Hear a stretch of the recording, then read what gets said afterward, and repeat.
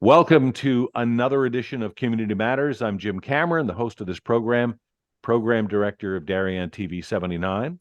And you, as a regular and faithful viewer, know that Community Matters is a show where we interview folks in town who are involved with, well, making Darien such a great community.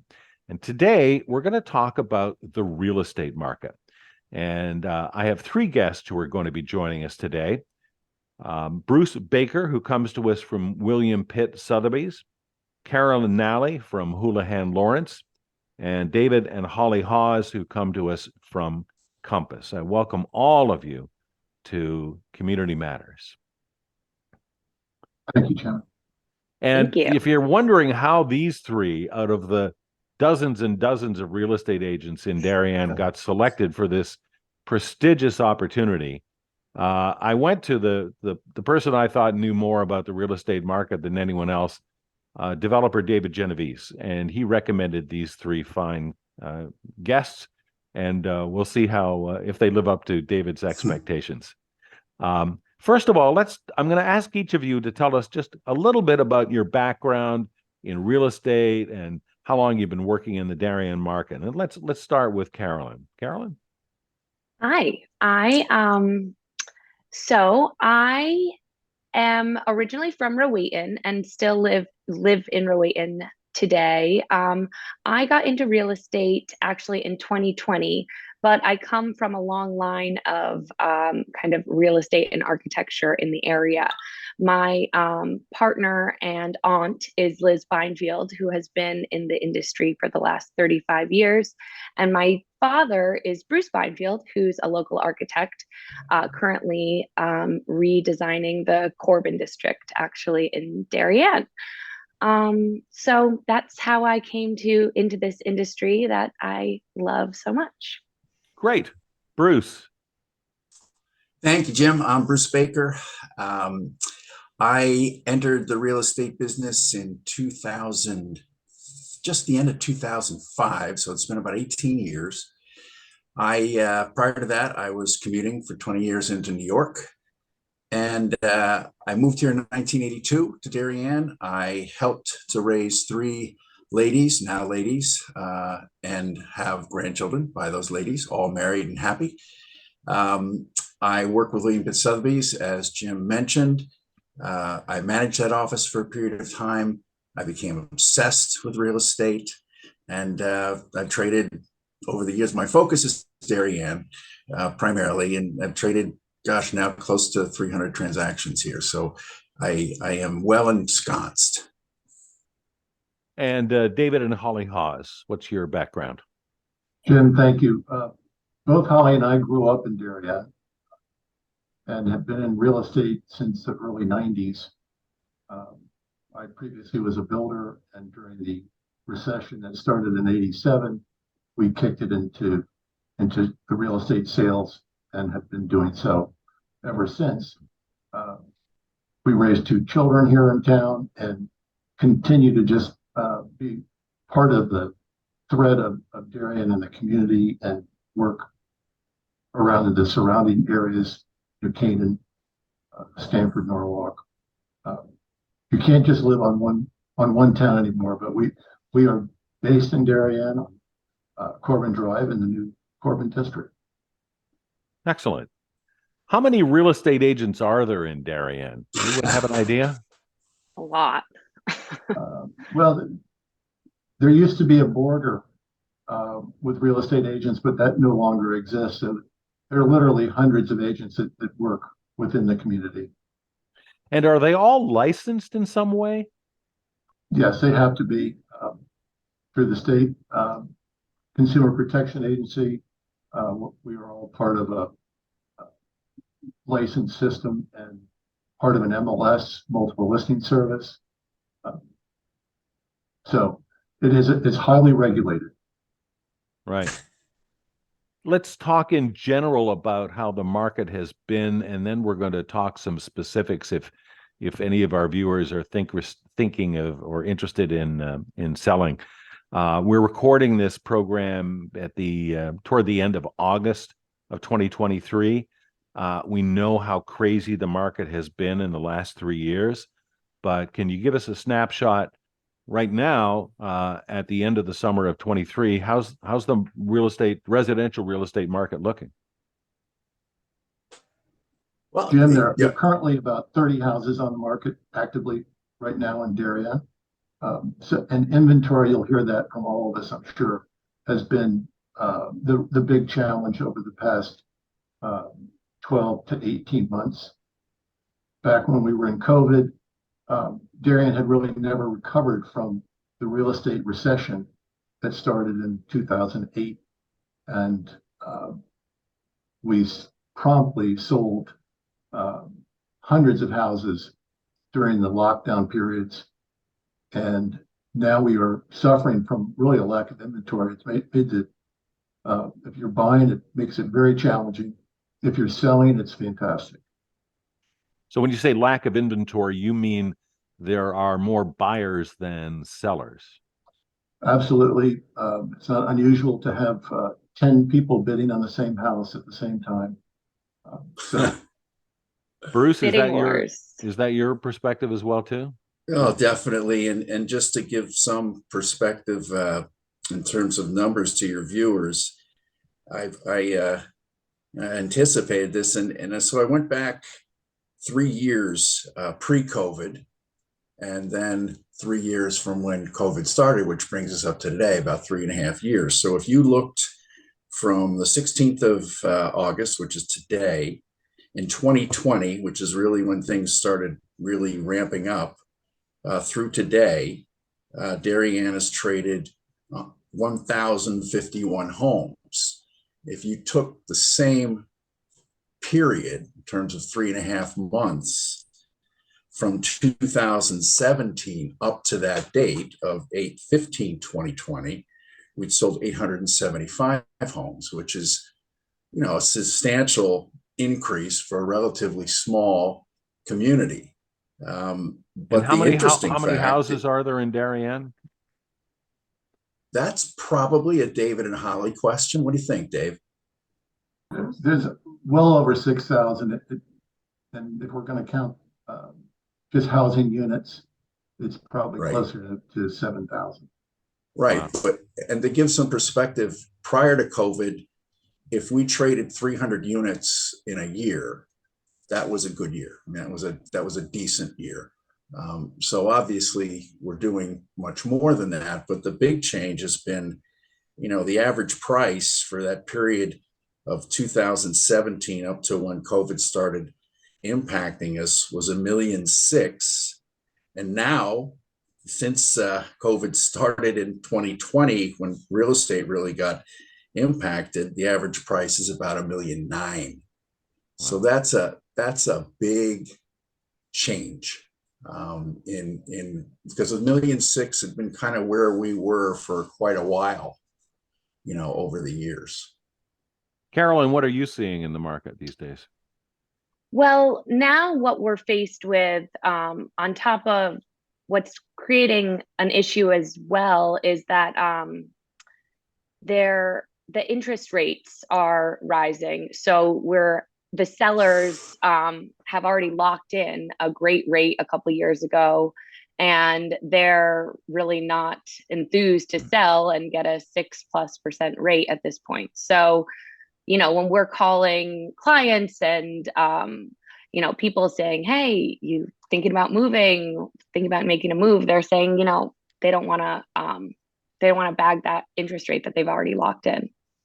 So it's that they're not quite sure where they're going to move and whether they can afford the new place they might be moving to, as much as, their desire to stay in town, right? Yeah, I think we're seeing, people that are moving seem to be moving out of town. They're moving into another state or making a life change of some sort. Less people, moving within town necessarily at this point. I feel like they've already done that in the last couple of years if they were going to make a move within town. We're talking about the real estate market with three guests today on Community Matters: Carolyn Nally, Bruce Baker, and David and Holly Hawes. What is it that attracts people to want to move to Darien? Maybe they're living in the city and but I guess they want to move and raise a family, or better than I, but why do they choose Darien? Darien is so desirable. For me, I lived in the city for 10 years before moving back to this area. And so most of my clients tend to be people, younger kind of families or younger people that are moving out, starting a family. And Darien is super desirable because it's an hour from the city. It has water, it has land, it has a great downtown. And now, what we get to talk about all the time is how this downtown is just getting better and better. We've got the Corbin District and Darien Commons that's bringing lots of new restaurants and stores and experiences to Darien, so that you're really actually getting a lot of your favorite places in New York are now all of a sudden down the street. And so that's just some of it. It's also a wonderful community, and a really wonderful place to raise a family. Bruce, what are you seeing from prospective buyers? Well, you have three groups of agents here who will probably tell you, because we're all committed, that this is one of the best towns on the planet. And there are several reasons why. As Carolyn indicated, it's a young town. All right. I mean, it's about the kids. It's about the focus of youth. It's about those important times in your life when your kids are growing up. And are you in an environment that is best for you and best for them? All right. And given the fact, I mean, yes, I actually, when I got in the business, I asked my eldest daughter, Sarah, I said, okay, I'm going to get in the real estate business. What do you think? Was it worth it living here? Because it is a little more expensive. And she said, Dad, relax. It's not just that it's beautiful. It's not just that it has access to water, is a good commute. The schools are, one of the tops in the state, which is a key factor. It's the fact that it's a community and the people you meet and the interesting things that they do and how that can impact your life in terms of, conversing and learning things and sharing stories and comparing, something I might learn from someone else who does something very interesting that's different than what I do. And it's a safe place.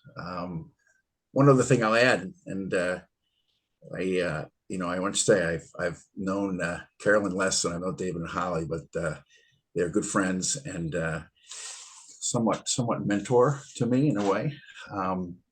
But I think if you really, I'm a history lover, and I before I got into this, I really said, okay, what is it about this town that why do I want it? Because I focus on this is on Darien. I found out that the post road, when it was built, was the major commerce point. Obviously, it was the place people lived. I mean, they lived close to commerce. Whereas a competitor like New Canaan, which is also an incredible town, was more farmland.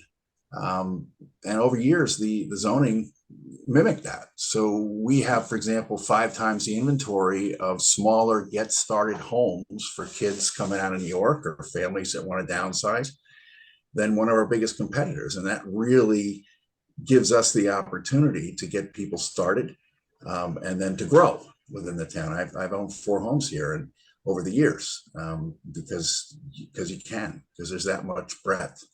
So it's a pretty cool place to live. Holly, we haven't heard from you. What are you finding the prospective buyers are saying that they're really interested in Darien about? Well, I do think that Darien offers a lot for all demographics. I was on the Human Services Board in town, so we focused a lot on the seniors and what we were able to give them. And there's a lot of things for the young families, but there's also seniors that can activities at the library, activities at the senior center. So there's a lot for every demographic, and people move here to take advantage of all of that. Yeah, but we it also, sounds like you're also describing the reasons to stay in town and not sell, right? I mean, people who've lived here for a few years, they're excited about Darien Commons and the Corbin district that's coming. So it's like you're giving me reasons not to move. Well, I think people also may go out of town. Maybe they'll spend, we have friends that spend time in Florida or New Hampshire, and then they come back here. The summer is wonderful, as is the winter. So people, I mean, I grew up here. You love the town. It Jimmy, becomes a part of you. you brought up a good, there's a new demographic, we call it the chasers. That's the grandparents coming back to town to be with their grandkids and their own children. Wow. Are the low taxes in Darien attractive compared to neighboring towns? Yeah, it's not just that they're attractive. There's a real fiscal responsibility based on the way the government is structured. For example, when the new high school was built, which was from the ground up, close to $90 million, it's unbelievable, and the taxes didn't even move due to prudent planning. And I mean, there's a real responsibility to make budgets work, and they're very prudent about what's chosen and what's not. Because there's so many great resources here, but within that, as Holly mentioned, you've got the new library, which is not new anymore, but it's still one of the best in the country. But it was new not that long ago. All the schools are constantly being updated. The beaches, and now with the acquisition of Great Island, which is going to be our Todd's Point and better, it's unbelievable how the town has been able to do this and still, maintain good fiscal prudent responsibility. Carolyn, what's the most important thing in town that you show prospective buyers? What's the pick hit on your windshield tours? What is it that make people go, right wow? now, recently for me, it's really been the Corbin district, and taking them through and kind of telling them about the plans and the walkability and how I think it's going to completely transform the downtown. It's, I've had the privilege of getting, as has everyone here, some sneak peeks into seeing what it's going to be like and what the plans are for really building a community area. And there's going to be green grass in the middle and concerts on the weekends and lots of outdoor eating and roof decks. And it's just going to create a really, a space for the already amazing community. So there's that. And then I love to pop by Weed Beach and show that off as well, because that's one of my favorite spots. Yeah, especially in the summer when you're showing people around. We're talking about the real estate market in Darien today on Community Matters, and we have three guests: Bruce Baker, Carolyn Nally, and David and Holly Hawes, who are real estate agents in the Darien market. Let's flip the agenda and talk about people who are interested in selling. For whatever reason, they've decided to, leave town, go see their grandkids, go to the warmer weather, whatever the reason might be. What's the first thing that somebody should do if they're thinking of selling their house in Darien? Call me. Call you, David. Right? Attaboy, Dave. Well, let me ask this question: if the market is so hot, if there are more buyers than sellers, why do I need a real estate agent? Why can't I do a FSBO, a for sale by owner? That's when you really need a real estate agent. Yeah, because that But doesn't work. you won't get the best deal. The best price. How and so? The How so? terms you want. When you expose it to the MLS and you have hundreds of thousands of agents being able to show this property, you're going to get the highest price because it's supply and demand. You're going to get the attention of all the agents that represent buyers from all walks of life, and that the price rises. So if I'm And it'll be selling a my property myself, my property will not be listed on the multiple listing service, the MLS, right? Right. Correct. Okay. It's also a controlled process, which is, there are controls to it that also work to the seller's advantage, because there's a code of ethics. There's things that are in place to support, whether it be a buyer and seller, to their best advantage, that real estate agents are aware of and are bound to. And it's an important piece, because if you tried to sell it yourself, and they are called FSBOs, and we see them and we watch them, and then half of them we eventually take as a listing, because it's an impossible process for someone who doesn't have the experience and the depth of understanding, because it's a very complicated, multi-dimensional business. Very good So- point, Bruce. Carolyn, let me ask this question. This is an easy one for you guys. I want to sell, and I realize, I should probably work with a real estate agent. How do I find the best real estate agent? So, I mean, that's a good question. I mean, most likely, many real estate agents already would be my bet. So I would suggest, figuring out who do you know, who have your friends used that have had success, and interviewing a handful of them. Because now, more than ever, we're going on pitches because people are doing their due diligence and interviewing, 4 or 5 agents to see what kind of marketing they're going to be doing, how they would price the house, what the process will be like, how they like working with this person. Because everyone has a totally different style. So I would, do your research, figure out who is on your short list, and then make some calls.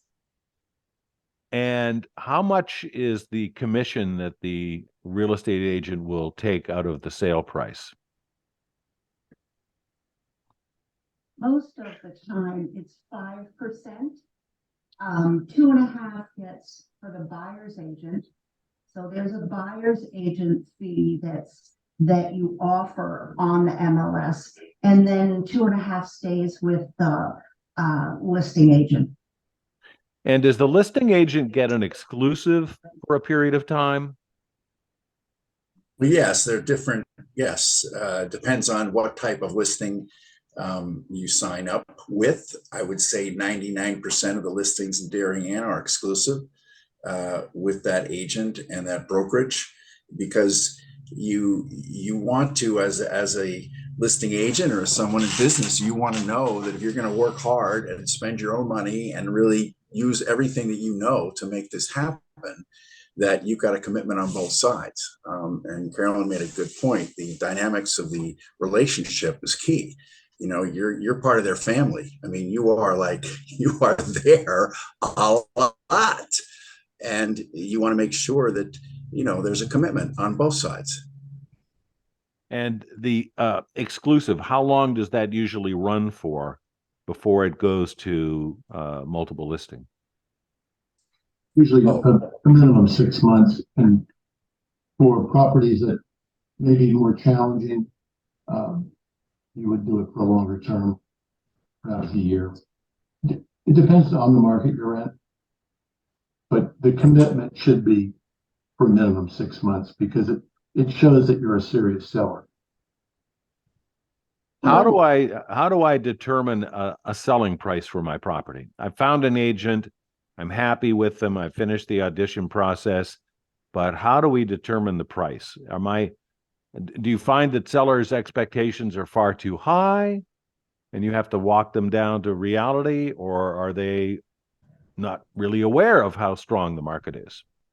Right now, the market is finding its own level, but we use comparative sales that we track on basically a daily basis. Um, and then we can have a great baseline, but because of the low inventory and people joining in multiple offers on a single property, it's not uncommon for that property to that listing price to be exceeded by 5, 10, sometimes even 15%. Wow. Yeah, as a matter of fact, I'm kind of a numbers guy.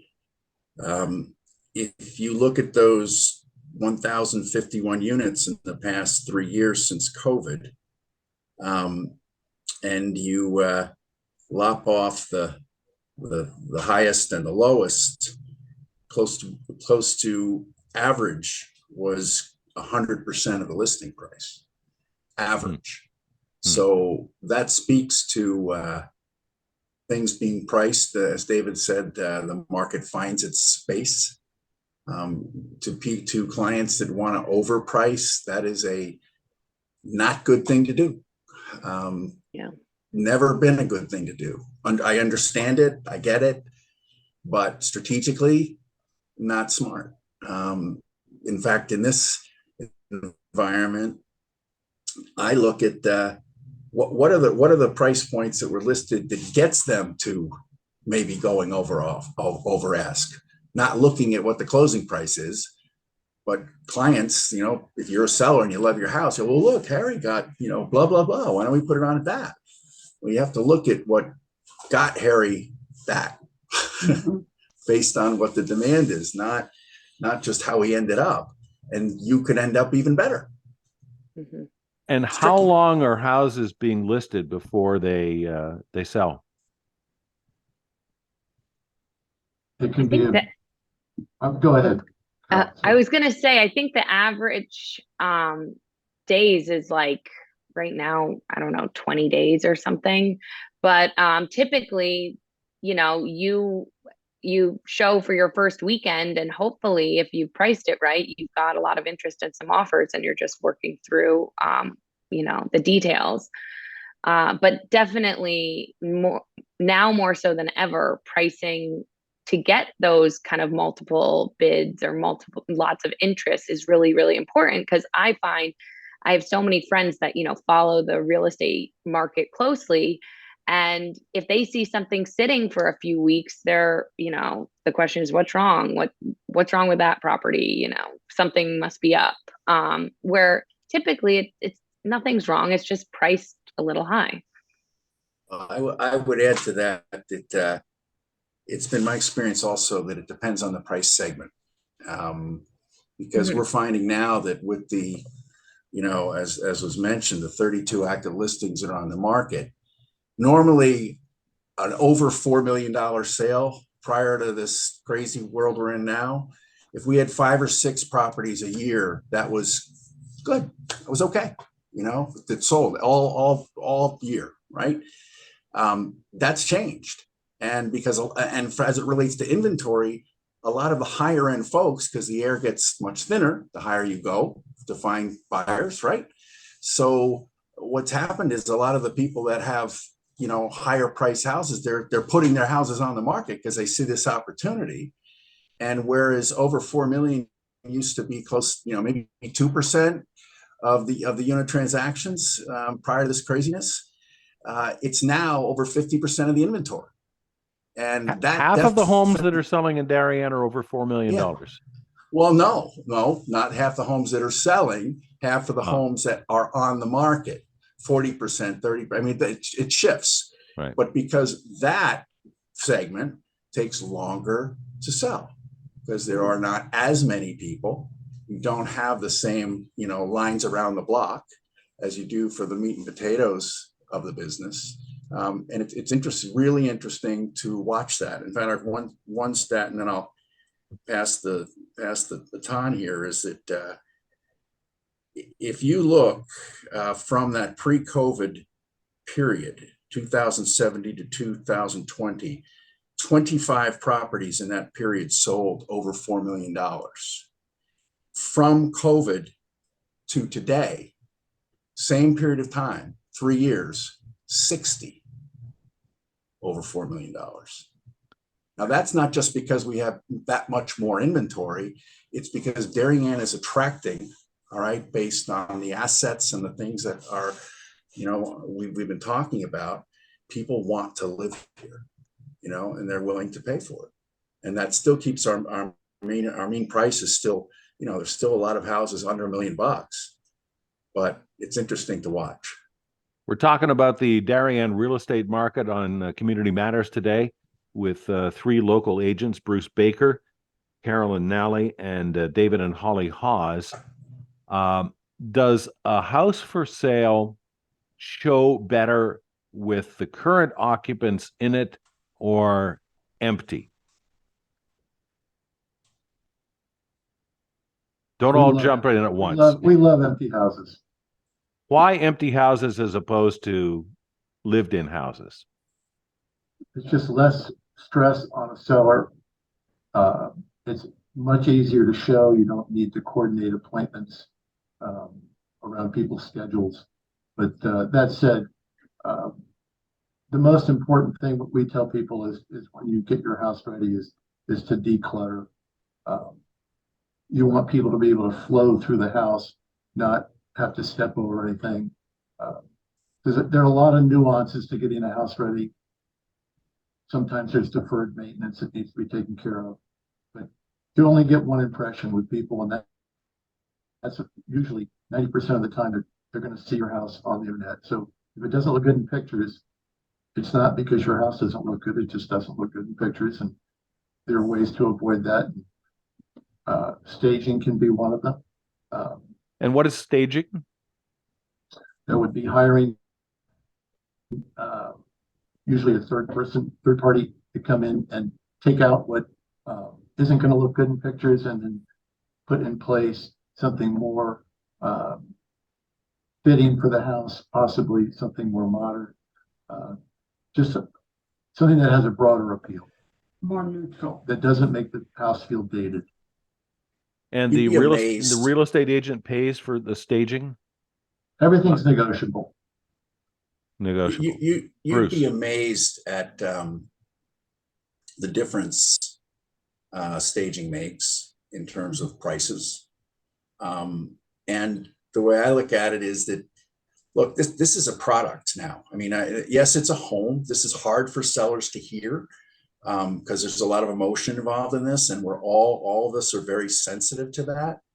But at the end of the day, you are putting a product, right? I look at it that way, in a competitive environment, and you want that product to be the best product on the shelf, and you want that product to have, the broadest appeal to potential buyers.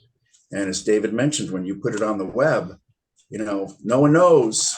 I raised my family there. It was wonderful. It's about photographs. It's about attracting people. And you have to look at what are people looking for today? Who is the buyer? What do I need to do to attract that buyer? Because that, as was just said, that photograph is your first appointment. Think about it that way. That's your first appointment on the web. They're not at the front door. They're looking on the web. Carolyn, let's say that somebody comes to you who's been living in town for a long time and their house is old and not maybe in the greatest shape. And you look at it and you say, this house is the candidate for a teardown. How do you break that news to a prospective seller? Well, you have to broach that you have to be, very strategic with how you say that, because obviously this is someone's home. They've loved it. They've lived in it. So chances are they have somewhat of an idea that, their house is old and maybe the property is really valuable and it's a beautiful location, and you can kind of talk about that, and you can, just, again, this is why people should really interview their real estate agent so they have a candid relationship with someone. If you have a good relationship with your client, then you're able to say and talk to them straight and say, unfortunately, I can see people who would probably want to, take this down to the studs and fully renovate or do whatever, update it to their standards, and we still have a beautiful piece of property here, and we may want to market it in both ways. Oftentimes you see those houses kind of listed maybe as both land or as a house as well, so it's kind of on the MLS 2 times. So you can kind of present it that way, saying, let's see, let's put it out there as much as possible and see how people respond. What's Because the? we have so, I'm sorry. Go ahead, Holly. well, with so little inventory, the consumer is competing with the builder. So people are willing to live in a great location and put up with more dated amenities than they used to before. So the consumer will pay you a little bit more sometimes. I mean, than the builder will, who wants to flip it. The great thing is that, it's going to sell. Whereas 5 years ago, you had a hard time selling something that was very dated. What if I list my house and it's well, I guess this is not a problem these days. It's not selling, or maybe I think I don't want to sell it. I want to rent it. Are people renting their homes instead of selling them, or do they want to get the cash out and move on? Good question. And that's going to come down to maybe talking to your financial advisors before you make that move. There are some implications. Do you really want to be a landlord who's going to manage the property? Something goes wrong. Do you want the tenant calling you at 10 o'clock at night and saying that the drain's clogged or something's going on with the house? So it's not an easy answer, because there are a lot of different questions that would be applicable to making that decision process for you. Finances, everything, and then where you're going to go. So the short answer is it can be a good idea. It's usually a better idea when you're waiting for a market to change and not in the wrong direction. But if you ask that question, we've actually talked people out of moving in the time when we were in the real estate recession prior to COVID, and it just wasn't a good time for them to get the kind of money that they wanted to get out of their property after being there for 20, 30 years. Is there still a strong demand for rentals? People want to get into town, get their kids into schools. Absolutely. Yeah. What's the coming? If I'm thinking of selling, maybe not immediately, maybe a few years down the line, and my house is a little on the older side. I've done the best I can to maintain it. What's the best thing I can do to enhance the value of my property if I wanted to make, some investment in the house? New bathroom, new kitchen, paint the exterior. I mean, what should I think about? I think we'd all agree that it sounds crazy, but the best investment for return is paint. Okay, yep. It's paint, and that's where it starts. And my suggestion, as others have mentioned, is get a real estate agent in, because there's a difference between things that might make a difference to get you a higher price versus things that are behind the scenes that no one's going to see, right? And you're not trying to hide anything. You're just trying to put your best foot forward so that your product, your house, has the best appeal. Building inspection will bring everything to light, but it's really about getting the interest to start. And paint, a fresh coat of paint, the smell, the colors, you'd be surprised what a great difference it makes. And normally what happens then is they say, I don't really like the color of that floor anymore. It's kind of beat up. What do you think? Before you know it, you have the floors redone. And then it's, that my furniture is really doesn't help. I mean, those windows are really dirty. I mean, it just keeps going. It's it's good. So we have had clients, and we can all speak to this, that sometimes when you get done and get ready for their house to go on the market, they're like, I would buy this. Do I really want to sell? It looks pretty good. Exactly. You kind of created a monster by helping them make their home more attractive to themselves already, right? Um, in terms of preparing the house, Bruce, you mentioned that the prospective buyer, unless they're really stupid, is going to have an engineer come in and take a look at the house. Is that something I should do as a seller in advance to kind of suss out what might be a problem for the prospective buyer? That's such a great question, Jim. Mhm. Yes. You'll feel better. The angst of a seller when they have their building inspection, there's all this. I'm not going to do anything, no matter what they say. I'm not doing, or what are they going to find, or it it gives you confidence, in knowing what to expect. And with your agent, again, your agent is trained to understand these things. They know what's typical and what's not, and they will help guide the seller. And maybe I should say this: I look at the seller. I look at our job like the seller's a CEO. We're their vice president of real estate. Okay, we work for them. They are our boss. It's their house, but our job is to bring everything to the table as a VP would, that focuses in one area of their business. And that is something, a building inspection, pre-inspection, and you can kind of tell some of the houses where it might be a good idea, and others that, that probably won't need it, because it's not cheap, not inexpensive. How much does a building inspection cost? Today, for a 4,000 square foot house, you could be looking at $1,500. Wow. And that building inspection might identify some problems, which are you suggesting I should then repair and fix before the seller discovers them and tries to negotiate down? Depends. I mean, there's jurisprudence involved with that. It depends on what it is. To Bruce's point, it's to try to make it as seamless as you can, right, and no surprises for the seller. Let's say the hot water heater it's not leaking, but it's past its lifetime, and a building inspector could say that, but it doesn't mean you have to replace it. Just be aware that this is going to come up, so there's no surprises. But if you've got 4 or 5 people bidding against each other for the house, in these times, that's less of an issue, I guess, than it might have been in the past, right? Yes, we've been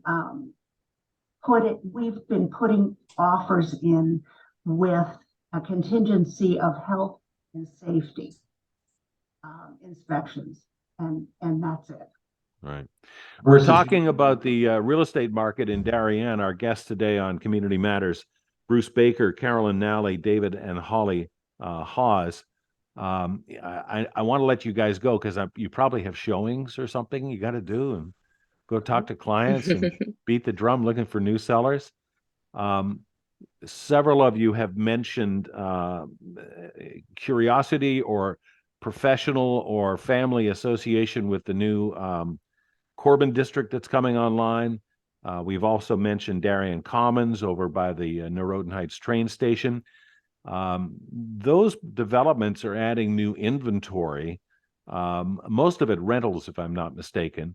But is that going to change the nature of the town? Do you think the people that are going to be moving into those new developments, what kind of people are going into those properties? We've been very close to the Corbin district, working with David Genovese on the residential component, and it's a very interesting dynamic. Again, you have people who are this is going to be a second home. You have people who have sold their houses in town, and they're test driving the congregate living luxury apartment. They want to stay in town. We've historically lost a lot of people to New Canaan over the past 30, 40 years because they've had a much bigger supply of condominiums. But all of these units that you mentioned, they're all rental. There's also another 40 or 50 units being built in Roten Heights. The V20 group is doing that they purchased from the Palmer family. So the landscape is changing, but it's not affecting Darien in a negative way. It's giving people an opportunity to go somewhere else. It's giving people an opportunity to live closer to their grandkids because they have a place. There's snowbirds, but they want to be able to come up here and on short notice or stay. And then when they leave, they lock the door and don't have a thing to worry about. It enhances the life in Darien. It enhances so many people. And yet, I'm also hearing from some people that they're afraid of the town being overdeveloped. Oh Well, it's my. very exciting for you. But oh, it's not the small town it used to be. Oh, the traffic's going to be crazy. That might get you more sellers, right? Well, yeah, I would look at it like perhaps the town was underdeveloped. It was. Yeah. And this, You've been talking to David Genovese, I can tell. no, I yes, but no, because, and all of us on this screen, can relate to this. I mean, what they are doing is not just going to be great and beautiful.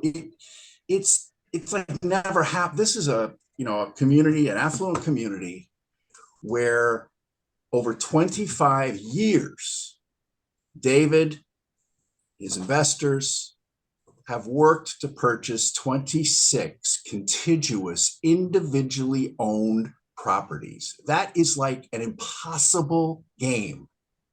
Impossible, especially in a community of wealth, because you've got, families owned it and passed it down to their cousins, and they're getting rent, and they're getting. I mean, the fact that they were able to do this is based on their passion for this town and really wanting to put something out there that's consistent and congruent with what the town represents as a community. So the town was underdeveloped. I mean, we were due, and this is a great answer. Well, on that exciting note, I'm going to thank our guests for being on the program today. Bruce Baker, Carolyn Nolly, David and Holly Hawes, local real estate agents. And in the closing credits coming up in a moment, I'm going to put their contact information if you are interested in talking with them further. Completely at your discretion. We're not promoting their agencies. We're just sharing their expertise, and they've been very generous in doing that. Guys, thank you very much for being with us on the program today. Wish you the best of luck and more sales, I guess. Thanks very much. Thank you. Thank you very Thank you. much. And we thank all of you, our faithful viewers, for watching another edition of Community Matters.